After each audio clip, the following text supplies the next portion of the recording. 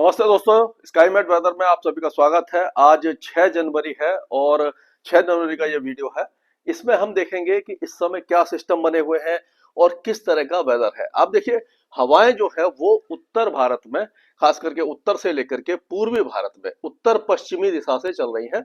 ये पंजाब, हरियाणा, दिल्ली, उत्तरी राजस्थान से लेकर के ये उत्तर प्रदेश, बिहार, झारखंड, पश्चिम बंगाल और उड़ीसा तक, और यहाँ से उत्तर पूर्वी आ रही हैं। ये घूम रही है हवा, और आप देख सकते हैं कि ये जो है वो तेलंगाना में भी ठंडी हवाओं का प्रकोप दिखाई दे रहा है।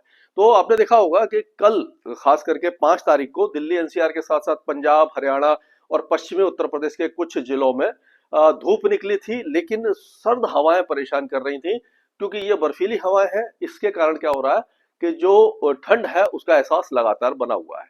और आपने देखा ये भी होगा कि जो उत्तर प्रदेश है, बिहार है, झारखंड है और उत्तर पूर्वी राजस्थान के साथ साथ पंजाब और हरियाणा में कोल्ड डे कंडीशन जैसी स्थिति बनी हुई है।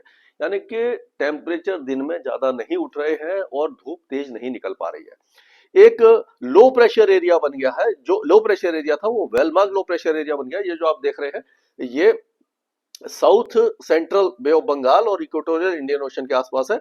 ये धीरे धीरे श्रीलंका की तरफ आने वाला है, अगले 2 दिनों में यहाँ पहुंच जाएगा और इसके प्रभाव से तमिलनाडु के दक्षिणी जिलों में भारी बारिश होगी।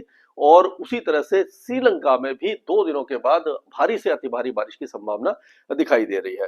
तो इसको हम देखेंगे कि किस तरह से है। और एक बार आगे चलते हैं हम, तो इसमें देखिए कि जो टेम्परेचर है वो किस तरह से गिरने शुरू हुए हैं। आपने देखा होगा कि पहले जो टेम्परेचर, जो नीला रंग है, इसका मतलब है टेम्परेचर गिर रहे हैं।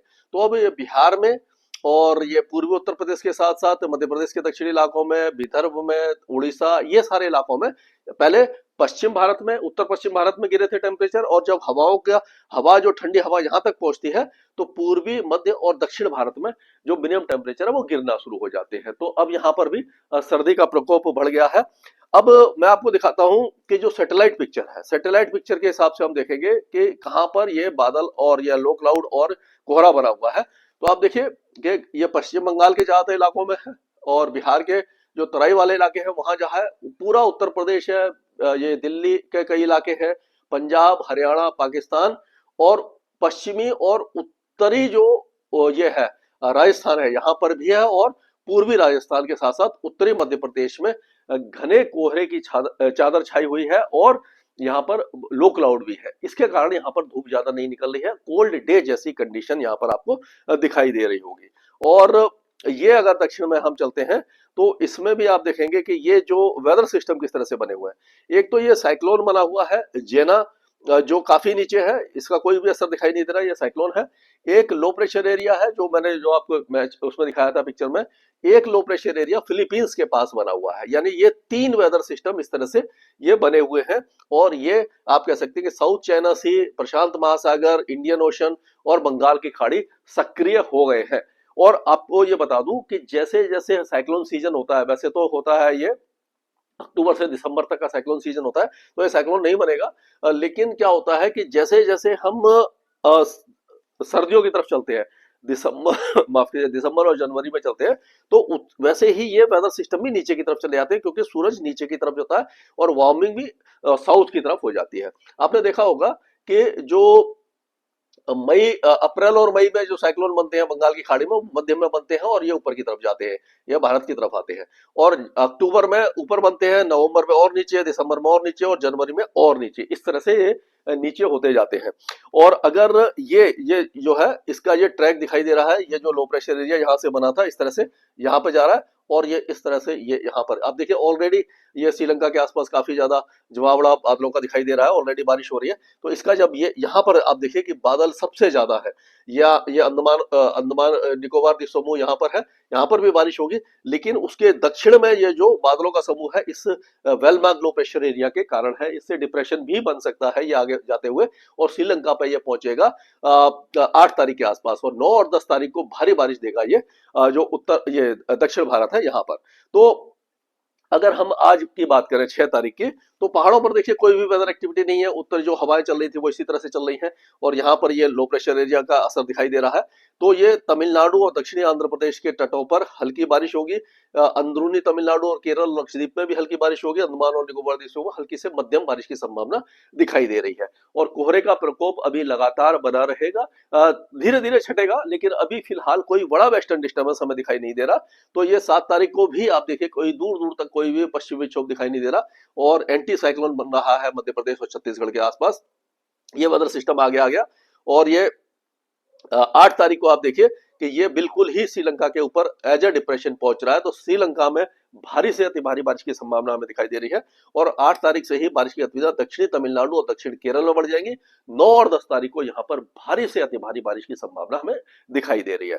तो कुल मिलाकर के ये कहा जा सकता है कि पहाड़ों का मौसम अभी फिलहाल अगले कम से कम 1 सप्ताह तक शुष्क रहेगा। कोई भी बड़ा वेस्टर्न डिस्टर्बेंस नहीं आ रहा। पहले लग रहा था कि वेस्टर्न डिस्टर्बेंस आएंगे लगातार, लेकिन जैसे कि कई हमारे भाई पूछ रहे थे कि आपने तो कहा था कि वेस्टर्न डिस्टर्बेंस आएगा, तो मेरे कहने से कुछ नहीं होता। क्या होता है कि जो वेदर दिखाई देता है, मॉडल जो दिखाते हैं वही हम बताते हैं कि ऐसा अंदाजा लग रहा है। इसीलिए वीडियो रोज बनता है, क्योंकि जो एनवायरमेंट है उसमें चेंजेज होते रहते हैं। प्रकृति में जो हवाओं की दिशा बदलती है, प्रेशर पैटर्न बदलते हैं, उसके हिसाब से ये मौसम प्रणालियां बदलती हैं।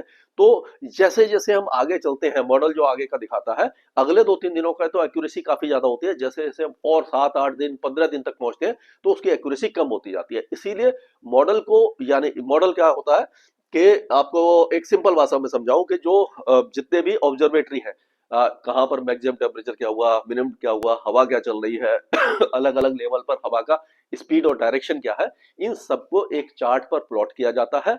उसके बाद हम उसको एनालाइज करते हैं।